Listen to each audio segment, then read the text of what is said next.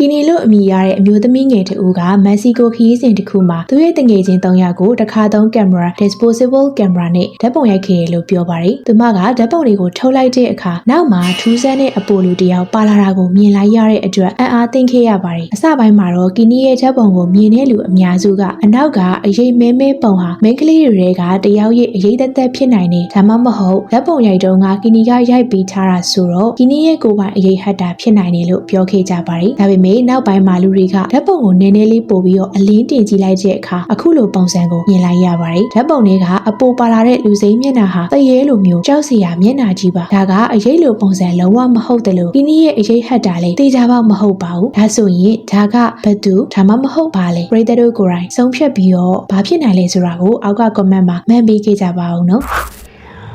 နိုရာဆိုတဲ့သူကသူဟာတောင်ကယ်ရိုလိုင်းနာပြည်နယ်လန်ကက်စတာမြို့မှာရှိတဲ့နှစ်ပေါင်း138နှစ်သက်တမ်းရှိတဲ့တရေ6တဲ့အိမ်ကြီးမှာနေခဲ့ဘူးတယ်လို့ပြောပါတယ်။အဲဒီအိမ်ကိုပြောင်းရွှေ့ပြီးတော့မကြခင်မှာပဲနိုရာဟာလေကားရဲ့အောက်ခြေကနေထူးဆန်းပြီးတော့ရှင်းပြလို့မရတဲ့ခောက်တံတွေစပြီးတော့ကြားခဲ့ရပါတယ်။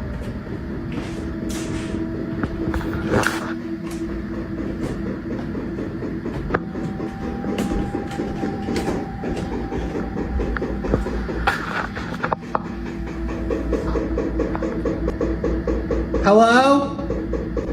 If you can hear me, please stop. Why are you going faster?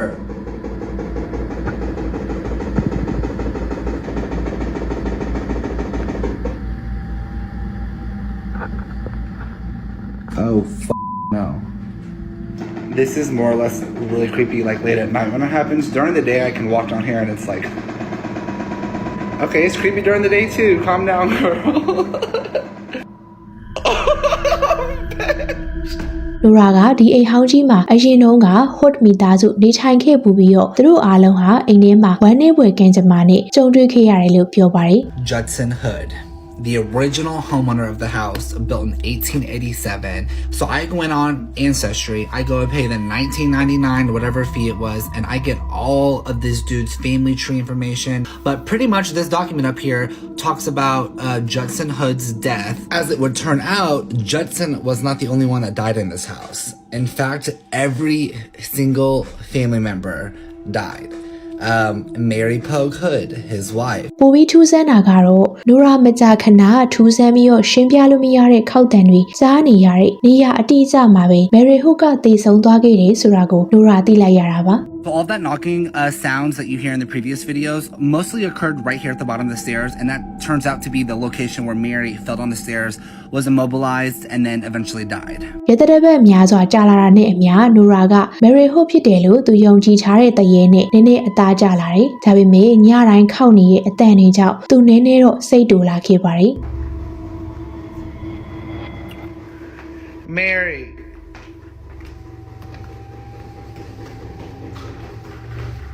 Mary girl. Ooh, I'm covered in goosebumps.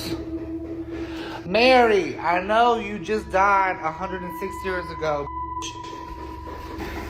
Give it up, Mary.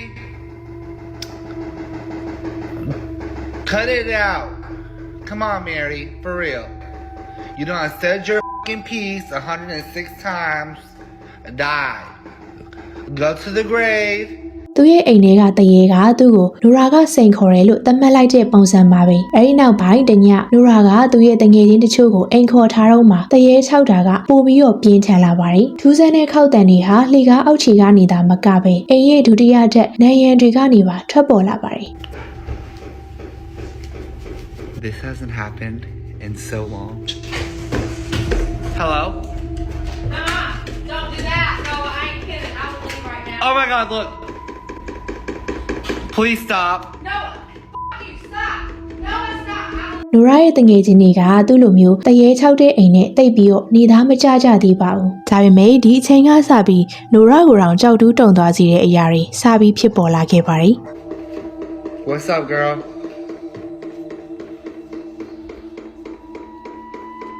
Are you trying to say something? Or are you just trying to keep annoying me? အခုဆိုရင်တရေ6တာကတကယ်ကိုပြင်းထန်ပြီးတော့အနေရရှိရဲ့အနေချားကိုရောက်လာပါပြီ။ဘာကြောင့်လဲဆိုတော့နိုရာရဲ့အိမ်မျက်နှာစာရှေ့ဆောင်ပေါက်ကဘာကြောင့်မှမသိဘဲနဲ့ရှင်းပြမရတဲ့မီးလောင်ကျွမ်းမှုဖြစ်ခဲ့လို့ပဲဖြစ်ပါတယ်။ I heard somebody banging. I'm like, what the f***? I did too. I literally went inside. I said, Noah. သူတို့ရဲ့ဖြစ်ရကသတင်းထဲမှာတောင်ပါသွားခဲ့ပါတယ်သူတို့ကအိမ်ထဲမှာနေလို့မိကိစ္စကိုမသိလိုက်ပေမဲ့အပြင်ကဘသူမှမသိတဲ့တယောက်ကမိသက်ဌာနကိုဖုံးဆက်လိုက်လို့မိသက်ဌာနအချိန်မီရောက်လာပြီးသူတို့တေကံမရောက်ခဲ့တာပါဒါကြောင့်သူတို့ကသူတို့အသက်ကိုကေခဲ့တဲ့အဲ့ဒီလူကိုရှာဖွေနေတယ်တာဝန်ရှိတဲ့သူတွေကသူတို့အိမ်ဘာကြောင့်အဲ့လိုဖြစ်တာလဲဆိုတဲ့အကြောင်းရင်းကိုမသိရသေးပါဘူးလိုရာနဲ့သူ့ရဲ့အခန်းပေါ်တွေကသူတို့ရဲ့ကံကောင်းခြင်းကိုသူတို့ရဲ့အဆောင်ရှောက်နတ်သမီးဒါမှမဟုတ်နတ်သားတွေကြောင့်လို့ယူဆကြတယ်စသဖြင့်သတင်းထဲမှာပါလာခဲ့တာပါဒါကြောင့်အခုဆိုရင်နိုရာကဒီအိမ်ဟောင်းနဲ့မယ်ရီဟိုတရေတန်ကိုလုံလုံလောက်ခံစားခဲ့ရပြီးဖြစ်လို့သူကဒီအိမ်ကိုရောင်းချပြီးအပီးပြောင်းရွှေ့သွားခဲ့ပါတယ်ဒါပေမဲ့ဒီဖြစ်ရကတော့အဆုံးသတ်သွားတာမဟုတ်ပါဘူးရှင်ဘာကြောင့်လဲဆိုတော့နိုရာကအိမ်ကိုရောင်းပြီးရဲ့နောက်တစ်နှစ်နီးပါးတိမှာထူးဆန်းပြီးတော့ပြင်းထန်တဲ့မီးလောင်ကျွမ်းမှုတစ်ခုဖြစ်ပွားပြီးတော့အိမ်ကလုံးဝကိုပျက်စီးသွားခဲ့လို့ပဲဖြစ်ပါတယ်You guys, I'm still in shock that this house burnt to the ground after 3 years of my blood, sweat, tears, and literally my entire bank account poured into this house for it to burn a year later was insane to me. Now, regarding the second fire that resulted in the total devastation, again, I had moved out, so I don't know much details about this fire other than the family was in the home when it started, and guess what time it started?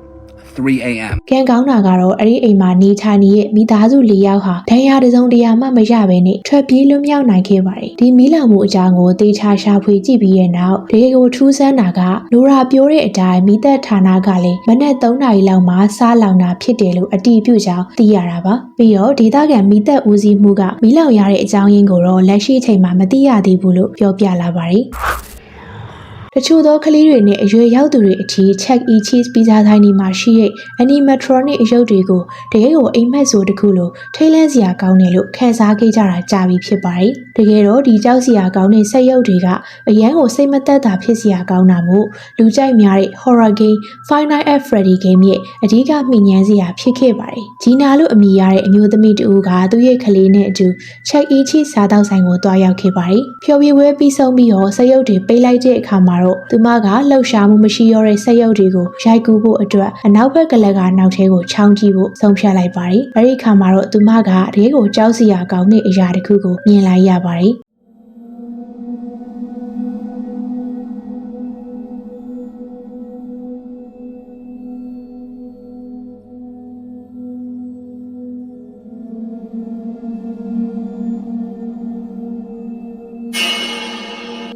စရုပ်တွေကတကောင်ကရုတ်တရက်သူ့ရဲ့မျက်လုံးပြူးပြူးတွေနဲ့ဂျီနာတဲတဲစီကိုလှည့်ကြည့်လာတာပါသူမတို့ကိုချောင်းကြည့်နေရကိုမိသွားတယ်လို့မျိုးပါပဲဒီလိုဖြစ်တာကစရုပ်ရဲ့ program တွေကချိုးရင်းချက်တစ်ခုလို့ယူဆနိုင်ပေမဲ့ check e cheese ကစရုပ်တွေမှာမျက်နှာမှတ်သားမှုအာရုံခံကရိယာတွေလှုပ်ရှားမှုအာရုံခံကရိယာတွေနဲ့တစုံတစ်ယောက်ကိုရွေချက်ရှိလှည့်ကြည့်နိုင်အောင်လို့လှုပ်ဆောင်ပြီးမဲ့အခြားအရာဘာတစ်ခုမှမရှိဘူးဆိုတာဖော်ပြထားတာတွေ့ရပါတယ်ဒါအပြင်သူမကတို့ကိုချောင်းကြည့်လိုက်တဲ့အချိန်ကျမှအခုလိုဖြစ်တာဆိုတော့ဒီဖြစ်ရကနည်းနည်းဆန်းပြီးတော့ကြောချမ်းစရာကောင်းနေရတော့အမှန်ပါပဲရှင်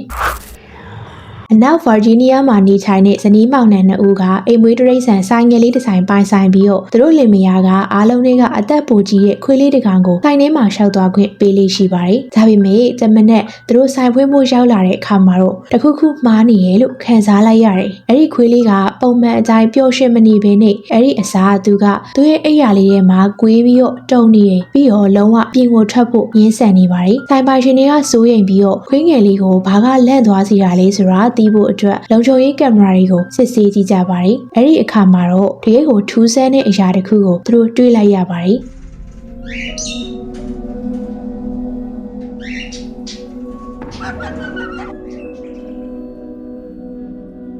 ကင်မရာမှတ်တမ်းအရည7 နာရီခွဲလောက်မှာခွေးငယ်လေးကပေါင်နီးရဲ့တရိတ်ဆန်ဆိုင်ထဲမှာရွေချက်မရှိဘဲနဲ့ရှောက်သွားနေရင်းနဲ့ရုတ်တရက်ဘေကမှန်မသိတဲ့တခုခုကခွေးလေးကိုဘေးရိုက်ပြင်းပြင်းထန်ထန်ကန်ထုတ်လိုက်တယ်လို့မျိုးဖြစ်သွားပါတယ်။တော်သေးလို့ခွေးလေးကတော့ပြင်းထန်တဲ့ဒဏ်ရာမရခဲ့ပါဘူး။ဒါပေမဲ့ဒါကတကယ်ပဲထူးဆန်းတဲ့အဖြစ်ပြက်တစ်ခုလား။ဒီအိမ်မွေးတရိတ်ဆန်ဆိုင်မှာဘယ်သူမှမမြင်နိုင်တဲ့ဘရလောကဧည့်သည်တူရှိနေရလား။ဒါမှမဟုတ်အခြားဘာများဖြစ်နိုင်သေးလဲ။ထင်မြင်ချက်လေးတွေကို comment မှာမှန်ပေးခဲ့ကြပါဦးနော်။ကြည့်ရှုအား ပေးခဲ့ကြတဲ့ချစ်ပရိသတ်တွေရောက်ရှိစီတိုင်းကိုကျေးဇူးအများကြီးပဲတင်ပါတယ်ရှင်နောက်ဗီဒီယိုတွေကြမှာပြန်ဆောင်ကြမယ်နော်အားလုံးပဲတက်တာ